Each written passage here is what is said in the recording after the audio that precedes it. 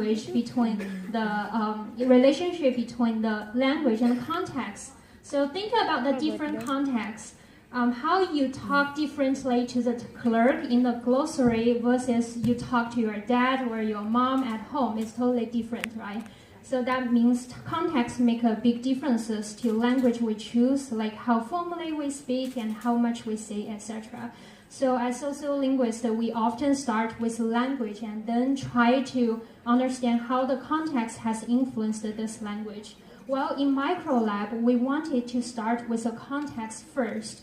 So that we study the process of creating a new context, and then we see how language is involved in this process and what kind of language emerged from this new context. The context we are trying to make here is a one that was in many ways initiated by Jbmi, and which brings together grassroots organizations of migrants, artists, and service providers to collaborate with one another on equal footing. There are a lot of things that have to come together to make this kind of context possible. So one thing is time, and our core team has been giving a lot of their time to this IMicrolep project, meeting once or twice a week to better understand each other's projects and better understand each other's needs and how we can support each other. The context is space.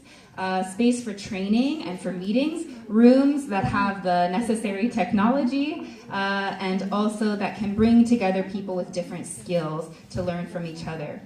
The thanks for the space truly goes to the Department of English and Communication. I want to acknowledge my colleagues present here who have contributed to making the department a context from which meaningful research, advocacy, and services for migrant workers can emerge. I think we should give a special shout.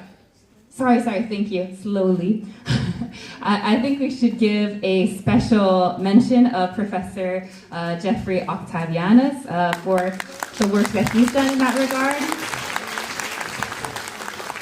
And I also want to give a very big thanks and acknowledgement to our head of department, Professor Eric Frichinau, for his consistent support of this work, and he is committed to keeping space for migrant workers on campus, even though that is not always so easy to do.